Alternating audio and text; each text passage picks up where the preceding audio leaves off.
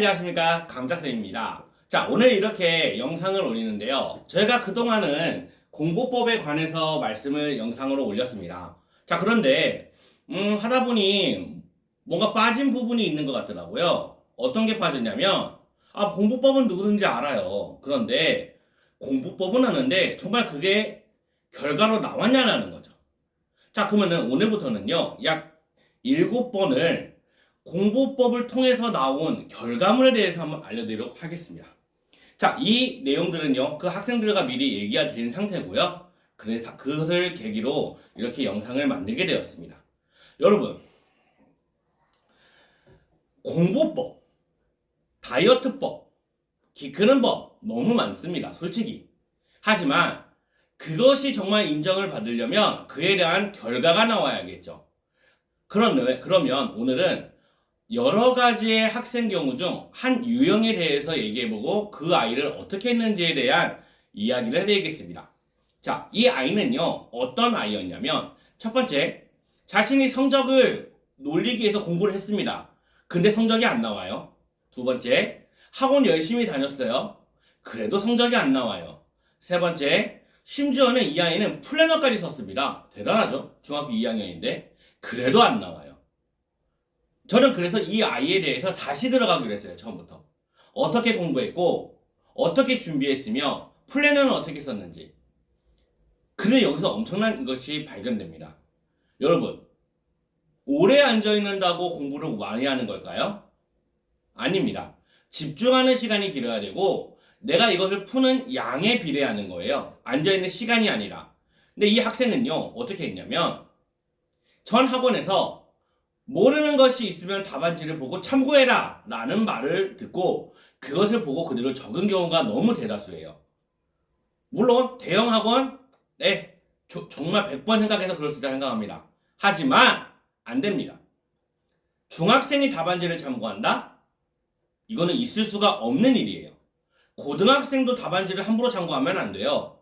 답안지라고 하는 건 답을 보는 게 아니라 풀이 과정을 내 거하고 비교하기 위한 건데 답을 확인하기 위해서 답안지를 본다? 어머, 이거는 공부의 의미도 없고 시간의 의미도 없고요. 잘 노는 게 낫습니다. 또 하나 문제점이 있었습니다. 이 아이는요, 자기의 스케줄을 짜고서 그 시간에만 앉아만 있었던 거예요. 이 말은 무슨 말이냐? 공부를 안 했냐? 아니에요. 했어요. 하지만 공부의 양을 채우는 게 목적이 아니라 시간의 양을 채우는 게 목적이었고요. 세 번째, 연산이 안 돼요. 중학교 1학년 거 유리수의 사칙 연산이 안 되다 보니까 중2계에서 계속 막히다 보니까 문제에서 계속 실수가 나와 버리는 거예요. 저는 그래서 이 아이를 어떻게 할까? 여러분이라면 어떻게 하시겠어요? 답안지를 보고 또 하나 연산이 안 되고요. 공부의 양보다 시간을 더 우선시하는 공부? 절대 성공할 수 없죠. 그래서 저는 어떻게 했냐면 먼저 그 학생의 답안지를 다 빼앗았어요. 두 번째, 모르는 것이 있으면 10문제면 10문제, 100문제면 100문제 저랑 다시 풀었습니다. 그리고 그걸 재시험을 봤어요. 왜요? 당연한 거잖아요. 제가 알려주는 건 어디까지나 학습에서 학의 과정이에요. 습은 스스로 하셔야 됩니다. 그래서 스스로 익힐 수 있도록 저는 그 계기를 마련해 줬고요. 세 번째, 이 아이한테 가장 힘들었을 시간이었겠지만 중학교 1학년 연산을 다시 시작했습니다. 처음부터요. 네, 물론이죠. 다시 시작했어요. 세상에. 아이가 하다가 얼마나 나한테 화를 내든지, 저한테 화를 낸다기보다 자기한테 짜증을 많이 내더라고요. 너무 억울하다고. 그 마음 이해합니다. 하지만 제가 거기서 아이고 힘들었어 하고 쉴까라고 할 수가 없었어요. 저는요, 그 학생의 선생님이지 그 학생의 친구가 아니거든요. 그 학생의 친구라면 쉬라고 말할 수 있어요. 친구니까. 하지만 선생님은요, 학생에 대해 조율을 해줘야 됩니다. 대신 전 조건을 걸었어요. 한 달에 한 번은 너한테 자유시간을 주겠다. 너가 하고 싶은 거 다 하는 나를 만들어줄게. 대신 평일은 나한테 집중해줘. 그렇게 학생은 저하고 처음부터 다 잡아나갔어요. 근데 잡아가다 보니까 또 문제점이 발견된 게 뭐냐면 암기 과목 하는 방법을 모르는 거예요. 그래서 저는 암기 과목 공부 시간을 하루에 10분을 만들었습니다. 자, 이렇게 공부를 진행을 했습니다. 첫 번째, 기본 문기 먼저 다시 잡았죠. 두 번째, 답안지 참고 안 했습니다. 세 번째, 학생이 모르는 암기 과목들 다시 잡았고요. 네 번째, 모르는 문제는 100문제면 100문제 저랑 다시 풀었습니다. 그리고 제 시험을 봤습니다. 결과 어떻게 됐을까요? 학생은요, 맨 처음에 여기 왔을 때 40점대의 학생이 여기 왔습니다.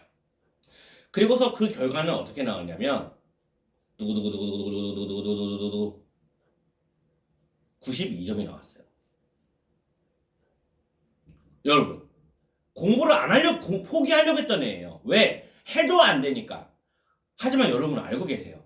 해도 안 됐던 게 아니라 잘못된 것을 했기 때문에 안 된 거예요. 잘못된 것을 했는데 된다는 거는 그 자체가 비상식적이죠. 아, 운이 좋아서 한 번 될 수는 있어요. 하지만 이게 이어질 수는 없다는 겁니다. 여러분, 꼭 명심하십시오. 이 세상에 수없이 많은 공부법이 있습니다.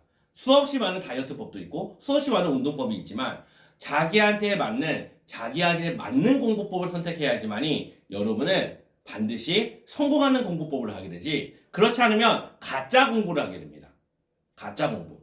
자, 어떤 사람이 있어요. 다이어트를 한다고 합니다. 나는 앞으로 밤에 밥을 안 먹는 다이어트를 할 거야 라고 했더니 오, 좋아, 그렇게 해봐.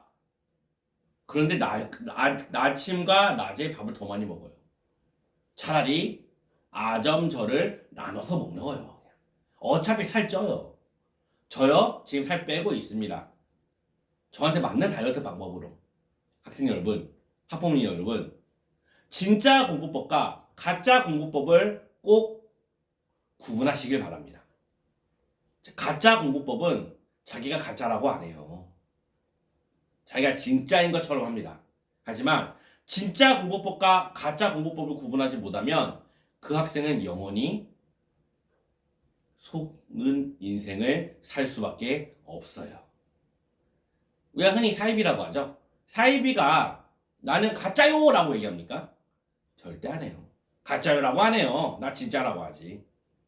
여러분, 우리 꼭 다시 나를 체크하고 점검해서 나의 부족한 점과 나의 가짜 공부법을 꺼내서 새로운 진짜 공부법을 집어넣어 그 학생처럼 좋은 결과를 얻어내는 학생이 됐으면 좋겠습니다.